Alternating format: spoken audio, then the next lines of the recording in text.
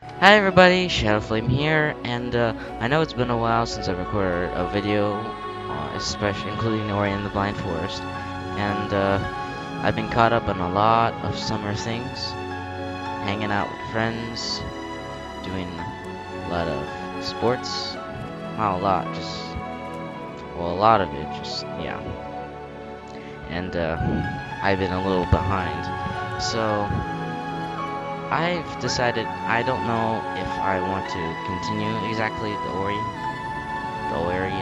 Ori story for right now. So I have going to decide to finish off this series for now with a quick little opinion of my own on the build to go through on the ability tree. Now, in case anyone is wondering, no, this is not the game. This is a different file I have used for this is a different file I am playing on, and I may beat it in my own spare time, but I don't know if I'm gonna be recording more in the Blind Forest.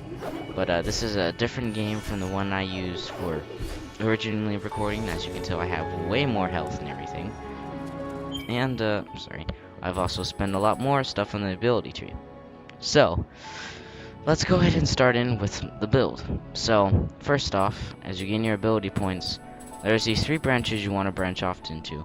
I'm already forgetting the names of each one. This is obviously the combat one. This is, I'm not certain if it's the exploration one or not. And, this is kind of the one that gives you really helpful stuff. So, as far as I know, one of the most important ones, I say it's between one of these two. You, at the very beginning, when you first get your very first ability point, are either going to want Rekindle or Spirit Magnet. You're not going to want to get Quick Flame just yet. You're going to want to have that, but not just yet.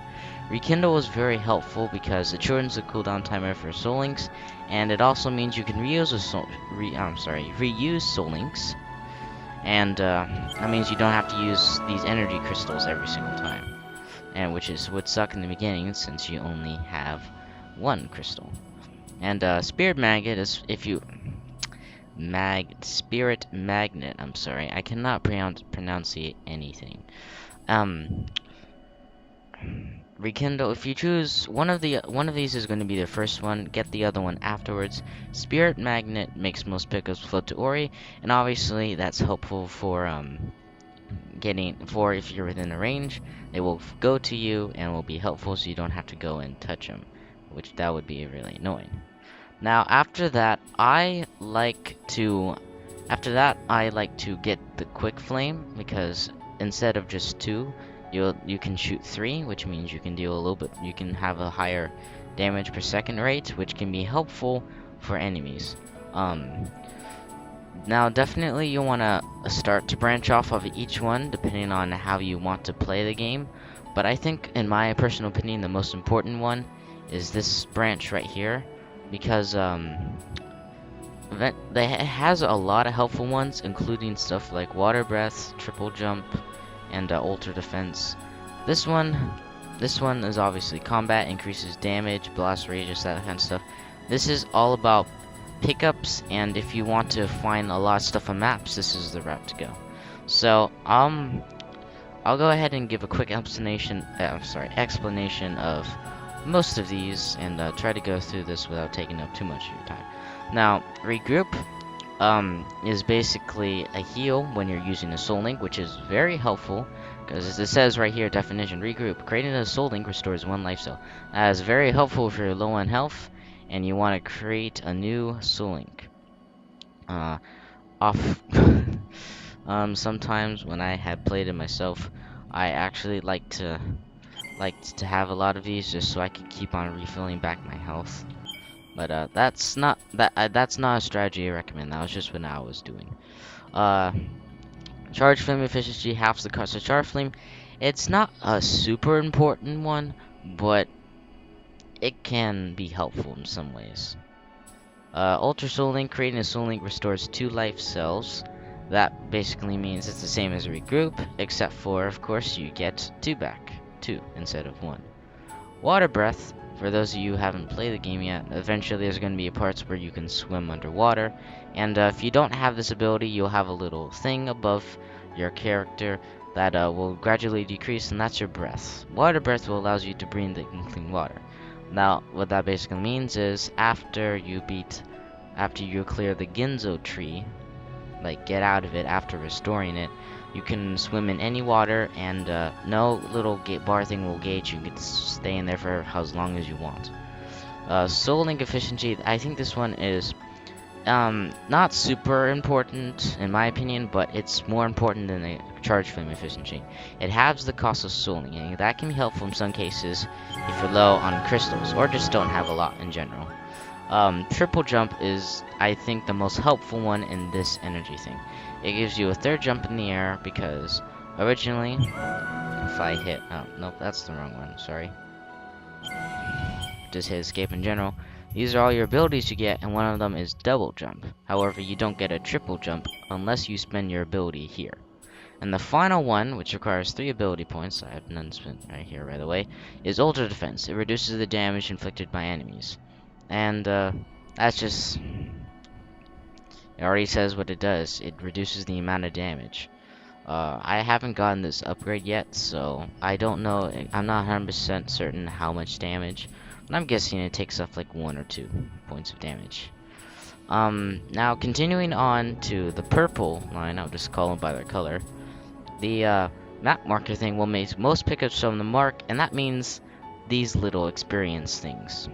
The spirit lights. Any spirit light vessels will pop up. Maybe a few other things. Life efficiency means, life pickups will restore twice as much life. That means whenever you destroy something that will give you one of those life pickup shards, it will I can't read it there.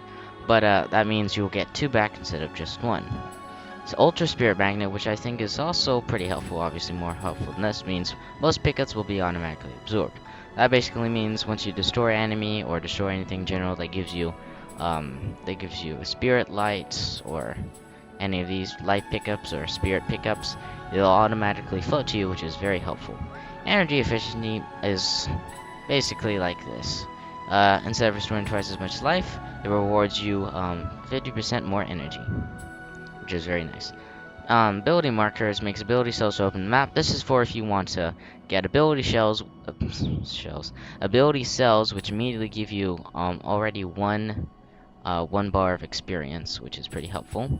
And you can find those all around. Spirit efficiency means increases spirit light gain from absorb spirit light. So if you destroy something and you get a spirit light that you're able to absorb, upgrading this allows you to gain more spirit light from that. This will make life cells show up on the map. That's pretty explanatory. Any life cells, which grant you more of these, will give you will pop up in the mark. And same thing for the energy markers. Same thing for the energy markers. There are cells all around that give you these, and that's pretty helpful. The last one, and this one I would kind of probably unlock if you're trying to go for the achievement of trying to find all the secrets. This allows Ori to see through walls to find hidden areas. This is for finding This is for finding secrets and stuff. Anything that's hiding behind, Ori can immediately see that, and you don't have to go trying to go through it to see it. Now on to the combo one. Quick Flame shoots 3. Spark Flame increases the strength of Spirit Flame. Increases the strength of the Spirit Flame. That's pretty self-explanatory. Increases how much damage you deal. Increases how much damage you deal per hit, and you can defeat your enemies faster. Charge Flame Burn.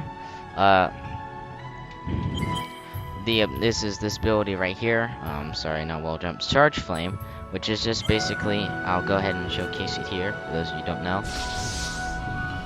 It's a big thing like that, but basically this improves the radius and damage of that charge flame, and that means you'll do more damage and it'll be in a bigger radius.